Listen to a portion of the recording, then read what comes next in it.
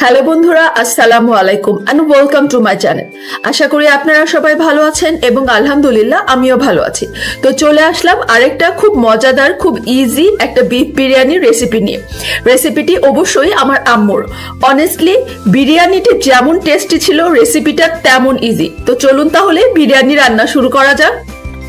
ওকে, বিরিয়ানির জন্য আম্মু 1.5 কেজি গরুর মাংস ছোট ছোট পিস করে কেটে নেওয়া আর 1 কেজি পোলাওয়ের চাল নিয়েছে।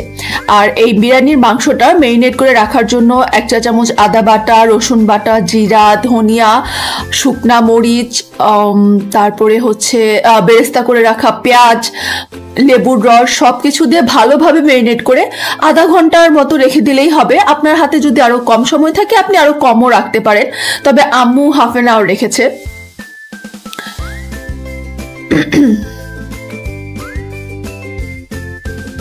রেসিপিটা অবশ্য আম্মু একটা রেসিপি দেখে বানিয়েছে, বাট পুরোপুরি ফলো করেনি। আম্মু নিজের মতো বানিয়েছে। সো আমি মনে করলাম যে এত ইজি ভাবে আম্মু রান্না করছে যে আপনাদের সাথে তো অবশ্যই শেয়ার করা লাগে। আর এই যে দেখেন, এরপরে হচ্ছে একটু তেল গরম করে সেটাও দিয়ে দিয়েছে। অবশ্যই পুরো বিরিয়ানিটি আম্মু শুধু সরিষার তেল দিয়ে রান্না করেছে। আপনারা চাইলে এখানে ঘিও দিতে পারেন, তবে আমাদের বাসায় ঘি দিয়ে বিরিয়ানিটা খুব একটা চলে না, একটু কমই খাই আমরা, তাই আসলে আম্মু শুধুমাত্র সরিষার তেল ইউজ করেছে।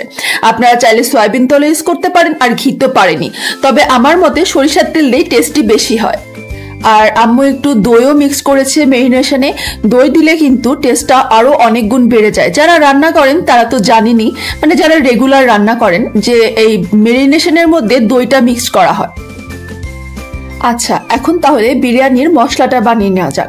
আর এটা বানানোর জন্য আম্মু দিয়েছে তেজপাতা, শুকনা মরিচ, দারচিনি, এলাচ, লবঙ্গ, কালো গোলমরিচ ছোট ছোটগুলো, তারপর হচ্ছে জয়ত্রী, 1 চা চামচের মতো জিরা, 1 চা চামচ ধনিয়া, 1 চা চামচ মৌরি, 1 চা চামচ শাহি জিরা, মানে নর্মাল জিরা, শাহি জিরা সবই দিয়েছে। সবকিছু একসাথে ভালোভাবে টেলে নিয়েছে, তারপর এগুলো ব্লেন্ডারে গুঁড়ো করে রেখেছে। আম্মু আসলে একবারে মশলাটা বানিয়ে রেখেছে, সেজন্য একটু বেশি বেশি পরিমাণই দিয়েছে। আপনি আপনার আন্দাজ মতো দিয়ে নেবেন। মেরিনেট করে রাখা মাংসটা আম্মু প্রেসার কুকারে দিয়ে কিছুক্ষণ ভালো করে কষিয়ে নিয়ে তারপর এর মধ্যে আলু দিয়ে আরো কিছুক্ষণ কষিয়ে নেবে। তারপরে হচ্ছে সামান্য পানি দিয়ে এটা প্রেসার কুকারে দিয়ে 3টা শীষ দিয়ে নেবে। 3টা শীষ দিলেই এটা মোটামুটি সিদ্ধ হয়ে যায়, তখন চুলাটা বন্ধ করে দিবেন। আর মাংসটা সিদ্ধ হতে হতে আম্মু এখানে পোলাওয়ের চাল রান্না করার জন্য পানি গরম করতে দিয়েছে। পানির মধ্যে তেজপাতা, দারচিনি, সামান্য লবণ, সামান্য তেল, এটা দিয়ে আম্মু এখানে গরম করতে দিয়েছে। পানিটা ফুটে উঠলে চাল দিয়ে দিবে। আর চালটা আম্মু আগে থেকে একটু ধুয়ে রেখেছিল, কারণ ভিজিয়ে রাখলে চালটা খুব ভালোভাবে সিদ্ধ হয়ে যায়। তবে হ্যাঁ, চালটা আম্মু খুব বেশি না, 70% মতো বলতে পারেন সিদ্ধ করে নিয়েছে। দম বিরিয়ানি করলে আর একটু কম সিদ্ধ করে নিতে পারেন, যেহেতু আম্মু দম বিরিয়ানি করছে না তাই এতটুকু সিদ্ধ করে নিয়েছে। এই যে দেখেন, প্রেসার কুকারের শীষের পরে আম্মু যে প্রেসার কুকারটা খুলেছে, এই ছিল মাংসের চেহারাটা। মাশাআল্লাহ, অনেক সুন্দর লাগছে দেখতে, এবং দেখেন তেলগুলো একদম উপরে উঠে এসেছে। এই মাংসটা খেতেই তো সেই স্বাদ ছিল, আমি তো পেটে নিয়ে খাওয়াই শুরু করে দিয়েছিলাম।